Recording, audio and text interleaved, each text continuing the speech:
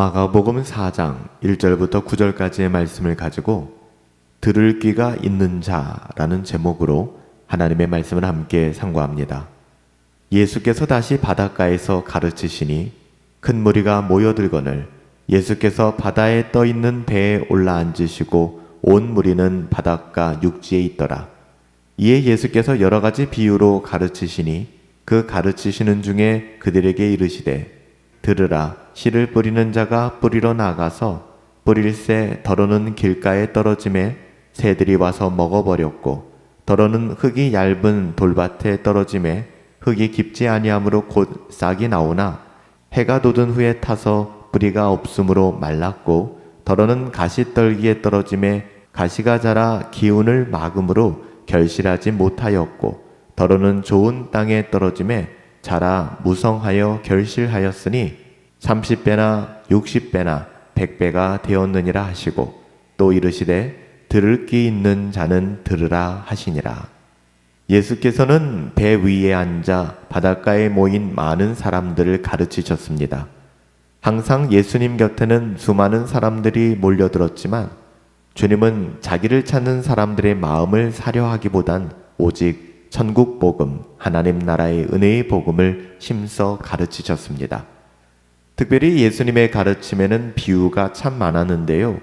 이는 지식적이고 접근하기 어려운 방식이 아니라 누구든지 쉽게 깨닫고 그 마음을 열어 천국 복음을 알게 하시기 위함이었습니다.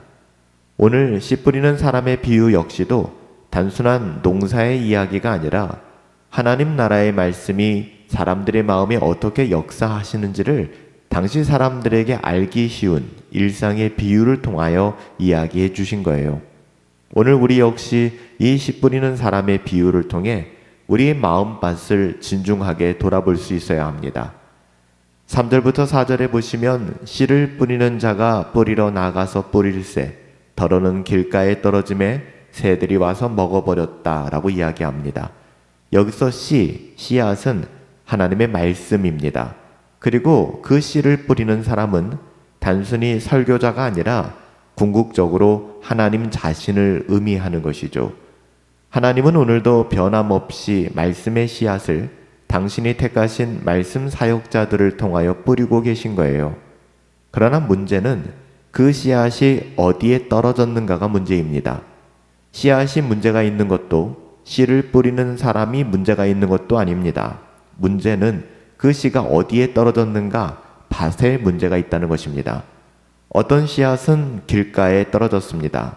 그 결과 새가 와서 그 말씀을 집어먹었죠. 이것은 사탄이 와서 그 말씀의 씨앗을 빼앗아 버린 것을 의미합니다.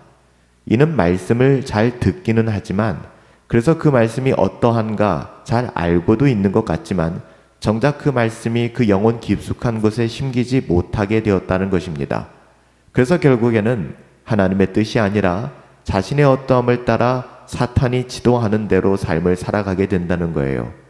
외형적으로는 말씀을 잘 알고 있고 신앙생활도 제법 잘하는 것처럼 보일지 모르겠지만 그는 길가와 같아서 그 씨앗이 결코 자랄 수 없게 된다는 것입니다. 우리는 하나님의 말씀이 은혜의 방편인 것을 잘 알고 있습니다. 그럼에도 불구하고 그 말씀을 듣고도 제대로 깨닫지 못한다면 그 말씀이 우리 삶에 아무런 영향력도 끼치지 못하는 것이죠. 은혜의 방편이 될 수 없는 것입니다. 그래서 불순종하며 말씀과는 전혀 상관없는 삶을 살아가게 되는 이유가 여기에 있는 거예요. 은혜의 방편인 하나님의 말씀을 거부하기 때문에, 어떻게 보면 말씀이 떨어진 그 밭이 길가와 같기 때문입니다. 성령 하나님께서 그의 귀와 마음을 열어주셔야 하는데 그는 완악하여 성령을 회방하고 그의 눈과 귀를 열지 않는다는 것이죠. 그러니 말씀의 열매가 있을 수 있을까요? 불가능합니다. 우리는 우리에게 주신 말씀을 항상 소중히 여겨야 합니다. 공적인 예배나 개인 경건회를 통해 우리에게 주시는 하나님의 말씀을 단순한 종교적 의무가 아니라 영원한 생명의 말씀으로 받아야 합니다. 만약 이런 태도가 없다면 결코 우리에게 주신 말씀이 우리 안에서 결실할 수 없게 될 거예요. 이는 밭이 아닌 길가와도 같기 때문입니다. 길가에 떨어진 씨앗은 결코 뿌리 내릴 수 없게 되는 것이죠. 오히려 새가 와서 먹어버리는, 사탄이 그 마음을 주장하는 그런 비굴한 비참한 삶을 살게 되는 것입니다. 이어지는 5절부터 7절에서는 더러는 흙이 얇은 돌밭, 이젠 밭이 등장하는데요. 그 밭이 흙이 얇은 돌밭입니다. 또한 더러는 가시떨기에 떨어졌다라고 이야기합니다. 이제 길가에 이어 밭은 밭이지만 두 가지 서로 다른 밭이 등장합니다. 결코 열매 맺지 못하는, 뿌리 내릴 수 없는 밭입니다. 먼저 흙이 얇은 돌밭인데요. 돌밭은 흙이 얇아 뿌리가 내릴 수 없습니다. 이는 말씀으로 인하여 잠시 기뻐할 수 있고 말씀을 의지하는 것 같습니다. 문제는 고난을 만났을 때예요. 자신이 해결할 수 없는 어떤 문제가 생기면 그는 곧바로 시험에 들고 불순종하며 자기의 뜻대로 걸어가게 됩니다.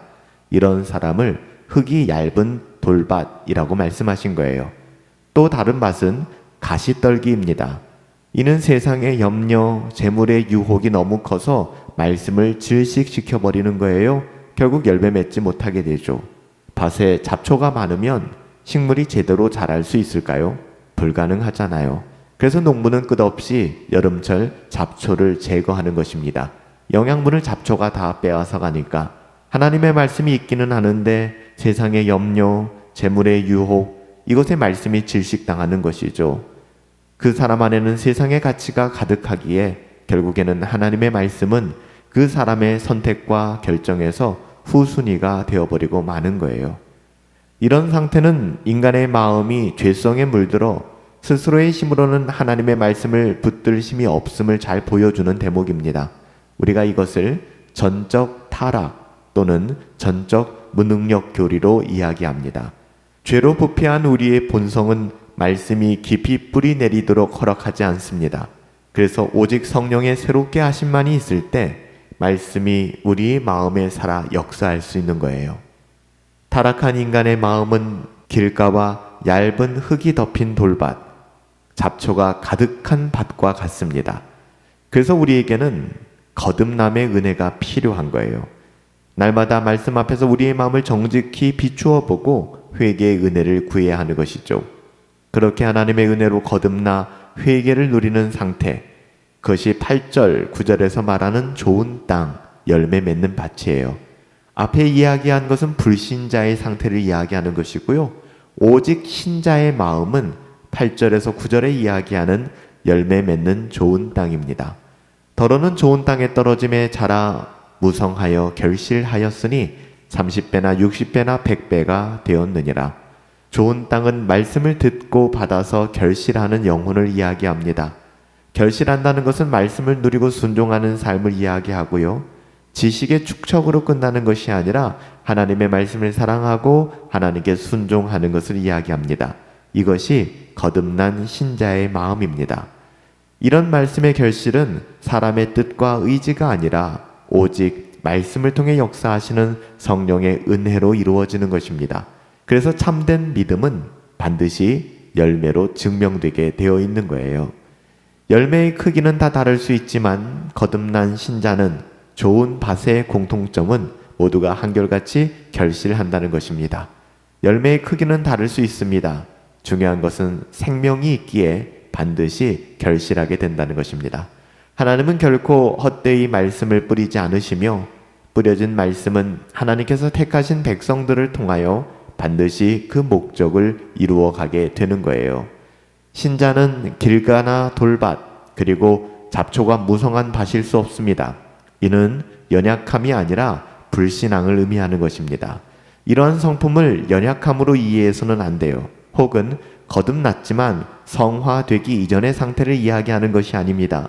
예수님은 이 밭의 비유를 통하여, 씨 뿌리는 자의 비유를 통하여 신자의 마음은 어떤 것이고 불신자의 마음은 어떤 것인가를 설명해 주신 것입니다.